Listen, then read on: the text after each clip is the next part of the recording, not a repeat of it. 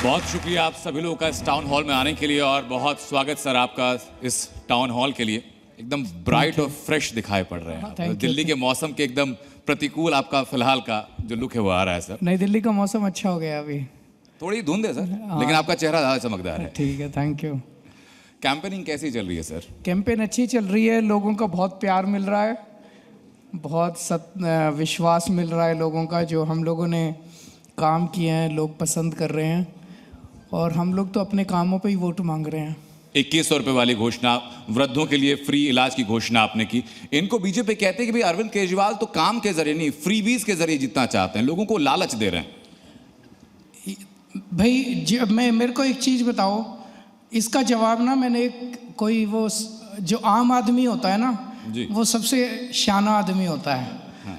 तो एक कैमरे वाले ने, टीवी वाले ने एक आदमी के माइक लगाया सड़क पे, उससे बोला ये केजरीवाल तो फ्री के बहाने जीत जाता है। बोला घर चोरी तो नहीं करके ले जा रहा, हमको ही दे रहा है, कभी बिजली दे देता है, कभी पानी दे देता है। बोला इनका क्या है, ये तो कभी अडानी को दे देते हैं, कभी इनका नीरव मोदी लेके भाग जाता है, कभी फलाना लेके भाग जाता है। ये तो सारा लूट लिया इन्होंने देश। केजरीवाल लूट तो नहीं रहा, कम से कम सुविधाएं दे रहा हूँ मैं, आपके बच्चों के लिए स्कूल बना रहा हूँ।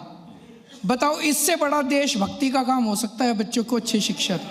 गरीबों, अपने हिंदू धर्म में भी ये होता है भाई, किसी के पास अगर ज़्यादा पैसा आ जाए, कोई धनवान आदमी हो, तो वो क्या करता है, वो धर्म कर्म के लिए गरीबों के स्कूल बनवा देता है, वो धर्म कर्म के लिए गरीबों के अस्पताल बनवा देता है।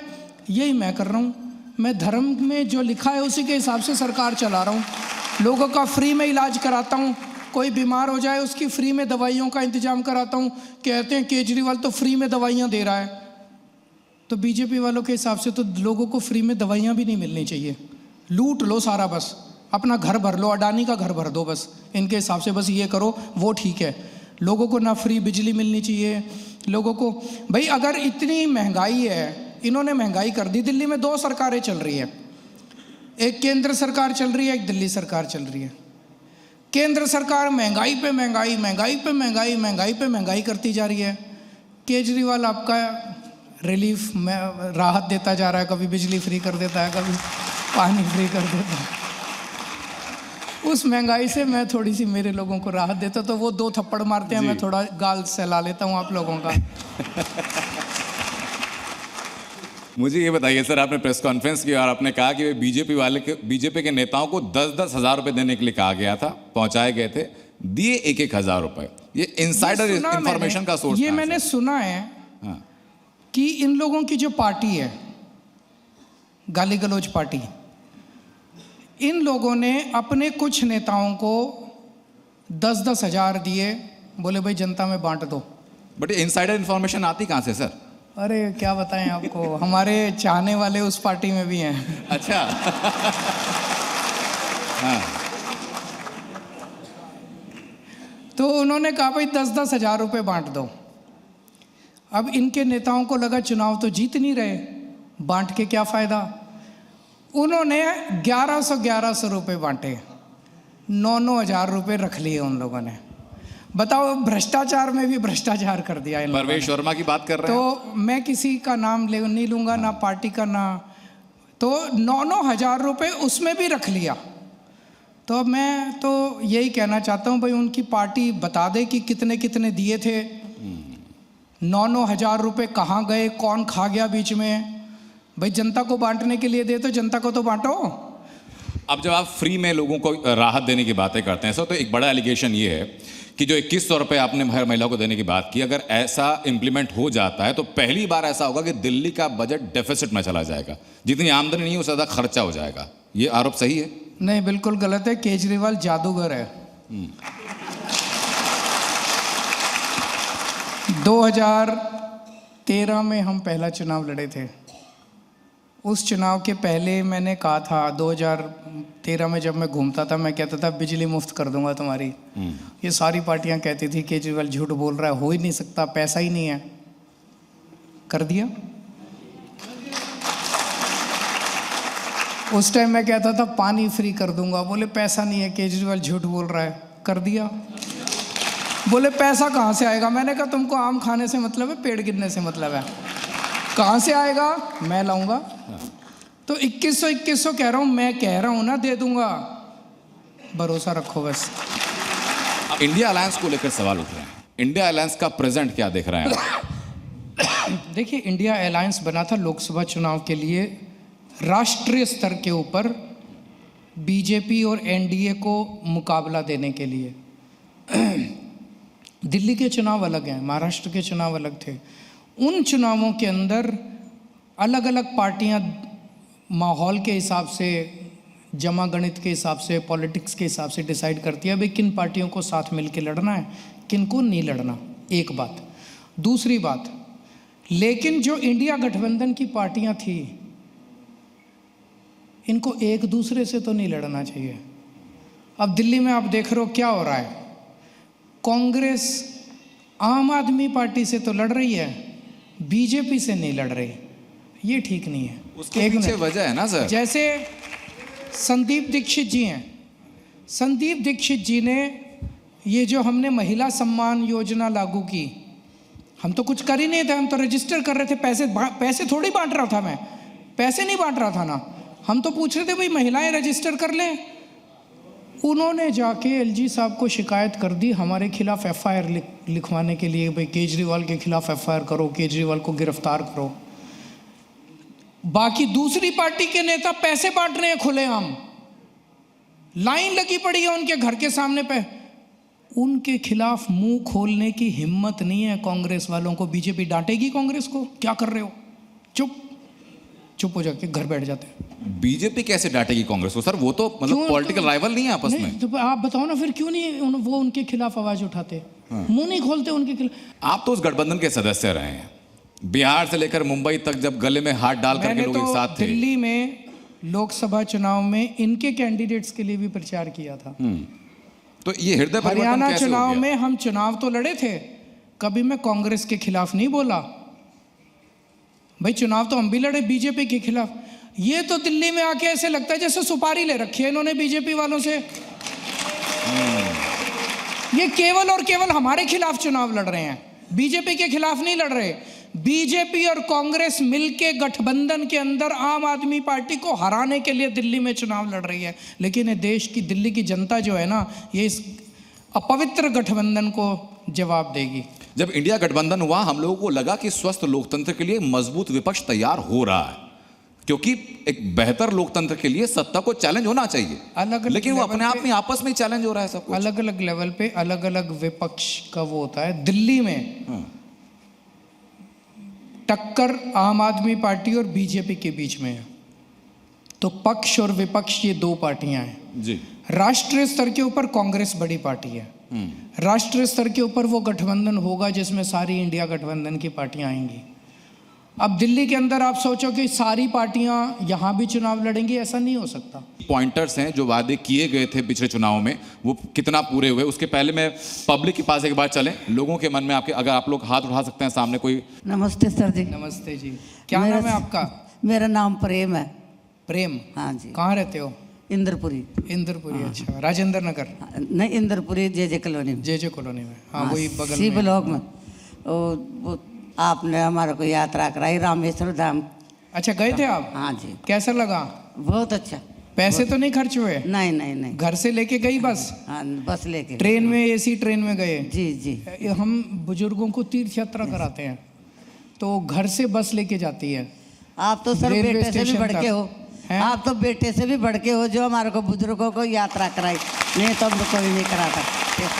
वो इससे सुंदर चीजें नहीं होती सर कि वोटर का नेता के साथ सीधा कनेक्ट अगर हो तो। हाँ, क्या सर नाम है? मैं पांडवनगर का निवासी हूँ। सर अगर खड़े हो क्या? पांडवनगर राजेंद्र नगर विधानसभा में आता है। क्या नाम है आपका? मेरा नाम कुलदीप कुमार बल्लू है। अच्छा। सर मैं पिछले वर्ष ऐसा बीमार हुआ कि मेरे पास घर में एक पैसा नहीं ना कुछ, और आपके विधायक ने सर एक कॉल किया था, मेरा गंगाराम में इलाज करवाया। सर मेरे को दूसरा जीवन दे दिया उन्होंने। आपके आशीर्वाद से मैं आपका और विधायक जी का बहुत बहुत धन्यवाद करता हूं, जो कि मेरे को अटैक आया था सर। क्या हो गया था आपको? अटैक हार्ट अटैक हो गया था? छाती में ज़्यादा वो हो रहा था दर्द, तो मेरे को अटैक आ गया था सर। मेरे नज़दीकी हॉस्पिटल में उन्होंने मना कर दिया था, उन्होंने सरकारी के लिए बोल दिया राम मनोहर लोहिया लेके चले जाओ। लेकिन सर मैंने वैसे ही, नंबर था मेरे पास विधायक जी का, मैंने उनको कॉल किया। मेरे से पहले विधायक जी वहाँ खड़े मिले मेरे को, बहुत अच्छा। मेरे से पहले पहुंचे हुए थे जी, इसमें और उन्होंने दिल्ली में हमारी फ्री में इलाज करवाया सर मेरा। बहुत अच्छा। बहुत दिल्ली में एक हमारी धन्यवाद। योजना चल रही है अभी, और जिसके तहत अगर आप सरकारी अस्पताल में जाओ और सरकारी अस्पताल में आपका ऑपरेशन होना हो, टेस्ट होना हो, वो अगर उसमें टाइम लग रहा हो तो आपको प्राइवेट में ले जाते हैं और सारा खर्चा फ्री होता है। उसी योजना में जी सर। नमस्कार सर। नमस्कार सर मेरी आपसे एक रिक्वेस्ट है, आप महिलाओं को बहुत छूट दे रहे हैं, बाकी सब लोगों को भी दे रहे हैं। मैं आपसे एक प्रार्थना करूंगा कि जो सीनियर सिटीजन हैं इन्हें भी बस फ्री कर दी जाए। ठीक है, ये अच्छा आइडिया है। हाँ, सीनियर सिटीजन के लिए भी बस फ्री कर दी जाए। ठीक है, इसके बारे में सीनियर सिटीजन और स्टूडेंट्स भी, हाँ जी, उनके बारे में सोचेंगे। अब मुझे एक बात बताइए सर, जो पानी फ्री करने की बात कर रहे थे, पानी फ्री करने में आपने अभी फिलहाल दिल्ली वालों से कहा कि भाई जिनके बढ़े हुए बिल आए हों, बढ़े हुए बिल ना दें, हम सरकार लेकर के आएंगे तो सब ठीक कर देंगे। अब सवाल बीजेपी वाले आपसे पूछते हैं, भाई बढ़े हुए बिल आ कैसे गए? व्यवस्थाएं तो आपकी बनाई हुई हैं। इन्हीं से पूछो, जब मैं जेल गया हाँ, इन्होंने पता नहीं क्या करा पीछे से, एलजी इनके हैं, इन्होंने पता नहीं क्या करा पीछे से। अब किसी के इतने हजार के बिल, किसी के इतने लाख के बिल, तो जिसके गलत बिल आ रहे हैं, ज़्यादा बिल आ रहे हैं, भरने की जरूरत नहीं है, सारे माफ़ कर देंगे चुनाव के बाद। लेकिन सर सिस्टम तो आम आदमी पार्टी का है ना, सिस्टम आपका बनाया हुआ है, योजनाएं आपकी, नियम आपके, दिल्ली के अंदर आप इंटरवेंशन कैसे हो सकता है? दिल्ली के अंदर आप देखते हो ना कि एलजी का कितना हस्तक्षेप रहता है, हर चीज़ में हस्तक्षेप रहता है। तो वो जनता को तंग करने के लिए कुछ करते रहते हैं भाई। आपने अभी दिल्ली के अंदर जाटों को ओबीसी में शामिल करने की बात कही है, उसके अलावा और भी वर्गों का आपने नाम लिया। Arvind Kejriwal style of politics में जाति धर्म की बात होती नहीं थी, अब यहाँ धर्म की बात भी हो रही है, यहाँ जाति की बात भी हो रही है। नहीं, इसमें ऐसा है भाई, ये उनका हक है। हाँ, 2015 में मैं मुद्दा क्या बता देता हूँ। दिल्ली के अंदर ओबीसी की जातियों की एक लिस्ट है जी, जिसमें शायद 54 कास्ट्स आती हैं, 54 कास्ट आती हैं। फिर एक सेंटर की लिस्ट है।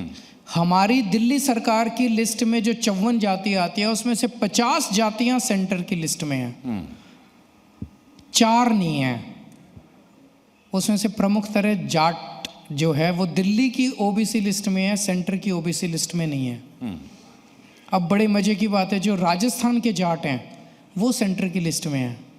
तो डीयू के अंदर अगर आपके बच्चे को एडमिशन लेना है तो दिल्ली के जाट को डीयू के कॉलेज में रिजर्वेशन नहीं मिलता, राजस्थान के जाट को डीयू के कॉलेज में रिजर्वेशन मिलता है। इससे बड़ा विडंबना क्या हो सकती है?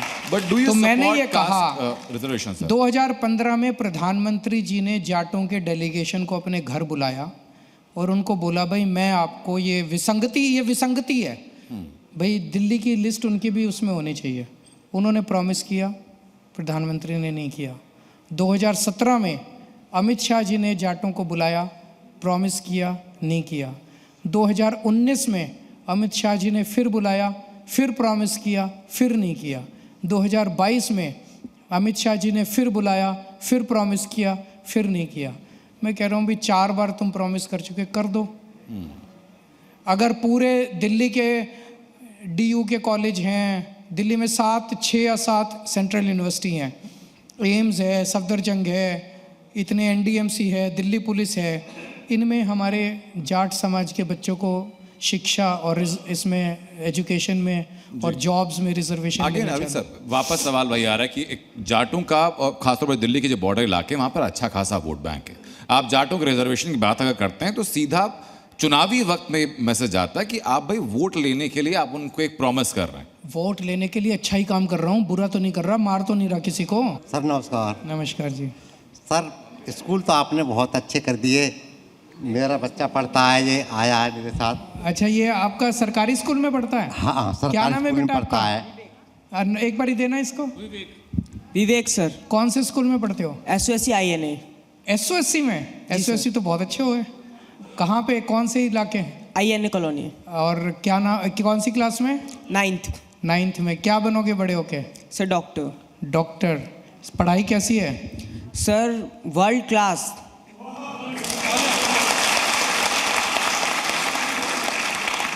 पहले देखे, पहले वाले स्कूल तो नहीं देखे होंगे तुमने, तुम तो अभी 9th क्लास में। पहले स्कूल उसमें होते थे, टेंट में होते थे और टाट होती थी, बेंच नहीं होते थे, बहुत बुरे थे। अब तो अच्छे हो गए स्कूल, जी है ना? सर। बहुत अच्छा, भगवान आपको बहुत खुश रखे और आपको पक्का मैं भी डॉक्टर बनना चाहता था जब छोटा था, तो भगवान आपको पक्का डॉक्टर बनाए। Thank you sir. नमस्ते सर। नमस्ते जी। सर एक्चुअली मैं महिलाओं के लिए नहीं, मैं भी SOSC स्कूल्स के लिए बोलना चाहूँगी। पहले आपने जो स्कूल्स बनाए हैं वो सही में मतलब काबिले तारीफ़ हैं। जो SOSC के जो स्कूल्स हैं उसमें बच्चों को वो एजुकेशन मिल रही है जो प्राइवेट स्कूल्स में नहीं मिल रही है। मेरा बच्चा 8 तक प्राइवेट स्कूल में पढ़ा और जब 9th में SOSC के लिए एग्ज़ाम दिलवाया तो मेरी फैमिली में सब कंफ्यूज थे कि कहीं बच्चा तुम गलत डिसीजन तो नहीं ले रहे हो। और आज मेरा बेटा खुद बोलता है कि जो मेरे स्कूल में जो टॉपर्स थे ना वो भी हमारे आसपास नहीं है कहीं पे। प्राइवेट स्कूल से नाम कटा के सरकारी स्कूल में भर्ती हुआ है और बहन जी कह रही हैं कि बहुत खुश हैं वो इस बात से। बिल्कुल सर, और मेरी फैमिली बहुत कंफ्यूज थी और आज सब खुश हैं। Thank you so much. जिस वक्त शपथ हुई थी लोगों के मन में उत्साह था, उल्लास था। लोगों ने सिर्फ वोट नहीं दिया था अरविंद केजरीवाल को या आम आदमी पार्टी को, लोगों ने अपना विश्वास दिया था आपको। पिछले 2 साल के अंदर जो घटनाक्रम हुआ और उसमें विश्वास के 2 प्रमुख कारण थे। पहला ये कि आप करप्शन पर एकदम हार्ड स्टैंस आपका था। दूसरा, लोगों को भरोसा ये था कि ये व्यक्ति वो है जो कि आम आदमी की भाषा बोलेगा, आम आदमी की बात करेगा।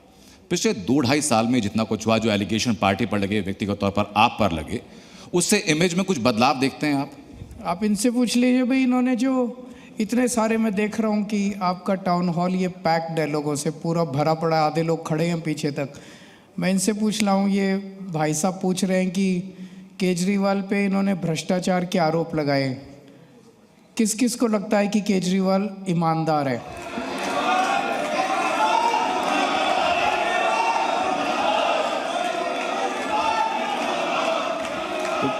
मुझे लग रहा है सर कि टाउन हॉल में विधानसभा चुनाव से पहले का एक लिटमस टेस्ट भी हो रहा है। हाँ, तो जनता केवल ये नहीं, चलो मैं जब जेल से बाहर आया मैं जनता के बीच में चला गया, मैंने तुरंत पदयात्रा शुरू कर दी। देखिए जनता बड़ी, जब जनता चाहे तो जनता बड़ी कठोर हो सकती है। अगर मैंने बेईमानी करी होती और अगर जनता को लगता कि केजरीवाल बेईमान हो गया, मैं जब पदयात्रा पे गया जनता मेरे मुंह पे कहती थी केजरीवाल तूने बेईमानी करी, तूने हमारा भरोसा तोड़ दिया। लेकिन जब मैं पदयात्रा पे जाता था, माएँ, बुजुर्ग, बच्चे ऐसे गले लगाते थे, ऐसे चिपट जाते थे, इतना प्यार देते थे। सबको दिख रहा है कि ये चल क्या रहा है। क्विक क्वेश्चंस रहेंगे सर, 1-2 क्वेश्चन है, उनके ऑप्शंस मैं दूंगा, आप चूज कर सकते हैं। देश में प्रधानमंत्री नरेंद्र मोदी का विकल्प के तौर पर उस पद पर आप किसको देखते हैं? राहुल गांधी को, अखिलेश यादव को, ममता बनर्जी या खुद अरविंद केजरीवाल? मैं नहीं समझता, वो देश की जनता को तय करना है, जनतंत्र है। जब समय आएगा और जब जनता अपना मन बना लेगी तब नेता भी पैदा हो जाएगा, आप देख लेना, उसकी चिंता मत करो। ठीक है। आपने सुना होगा सर कि उत्तर प्रदेश में जो संभल में दंगे हुए थे, फिलहाल जो हिंसा हुई थी, उसी हिंसा के बाद में 78 के दंगों की फाइल खोलने का आदेश दिया गया है। अरविंद केजरीवाल को अगर ये मौका दिया जाए तो देश में ऐसे कौन से दंगे हैं जिनकी वो फाइल खुलवाना चाहेंगे? ऑप्शन में देता हूं सर। नहीं, मैं कोई फाइल वाइल खुलवाने से, पुराने, इससे कोई फ़ायदा नहीं है। अपने को इस देश की सारी समस्याएं मिल बैठ के, सारे समाज के साथ मिल बैठ के समाधान निकालना है। आपस में लड़ेंगे तो हम दुनिया का मुकाबला नहीं कर सकते। 140, मेरे को ये लगता है कि भगवान ने जब पृथ्वी बनाई थी तो उसने सबसे इंटेलिजेंट लोग भारत में पैदा करे, और जब भगवान ने भारत बनाया तो उसने भारत को सब कुछ दिया, नदियाँ दी, पहाड़ दिए, जंगल दिए, हर किस्म की जड़ी बूटी दी। क्या कमी छोड़ दी भगवान ने? जी, नेता अच्छे नहीं दिए, बस ये कमी छोड़ दी। ठीक है सर, तो चर्चा में 140 करोड़ लोगों को प्यार से, मोहब्बत से रह के काम करेंगे तो दुनिया की औकात नहीं है हमारे सामने, सारी दुनिया को कदमों में झुका देंगे हम। तो चर्चा को हम यहाँ विराम देंगे सर, लेकिन वायदे के साथ जो आपको करना होगा कि 8 तारीख को जब नतीजे आएंगे उसी तारीख को फिर एक बार आप जी न्यूज़ पर मिलेंगे हम लोगों से जरूर। और वापस लोगों के सवालों का जवाब देंगे। बहुत बहुत शुक्रिया अरविंद केजरीवाल जी हमको जुड़ने के लिए और आप सभी लोगों का इस टाउन हॉल में